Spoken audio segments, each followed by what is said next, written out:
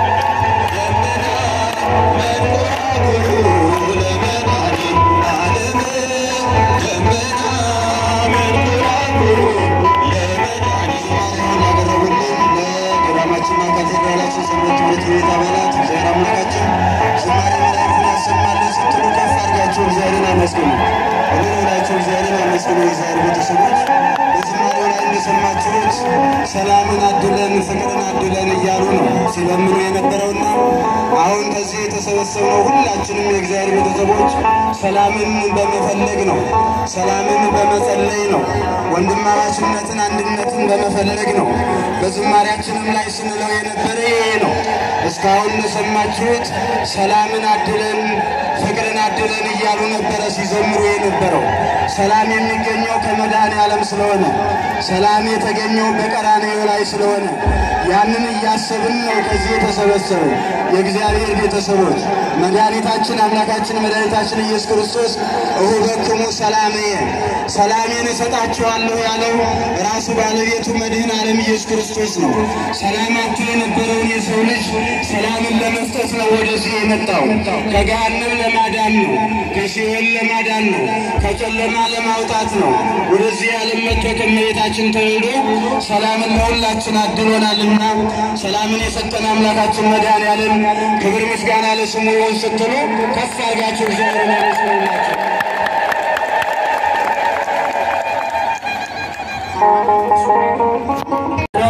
ጥላ አስራት በኩራት 1400 ብር ዓመት አመስግኑላል። በእውነት የእግዚአብሔር ልጆች የቤት ሰራተኛ ያላችሁ እንደዚሁ የደገፋችሁ ራሳቸውን ችለው እንዲቆሙ ማገዝ እጅግ ክርስቲያናዊ ግዴታ ነው።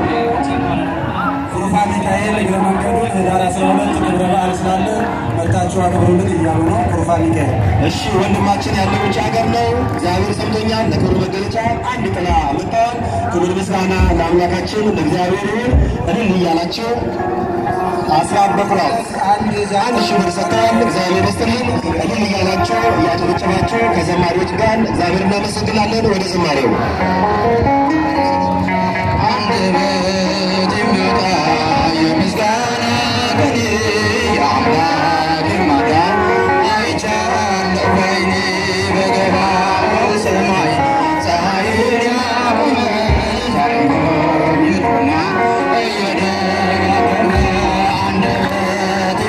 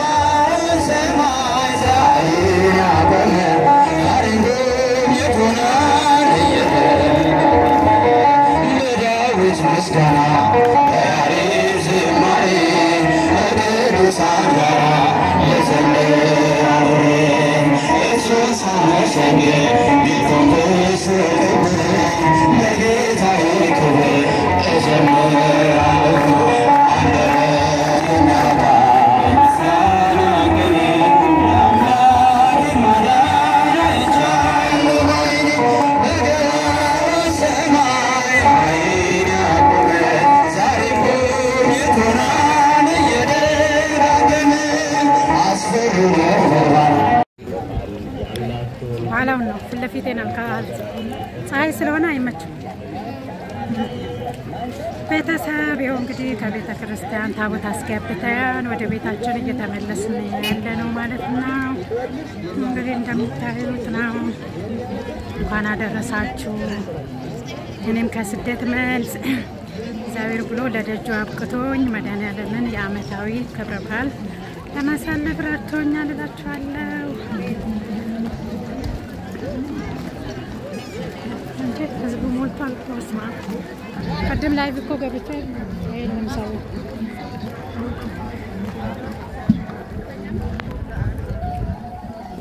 እንዴት ይደረጋል?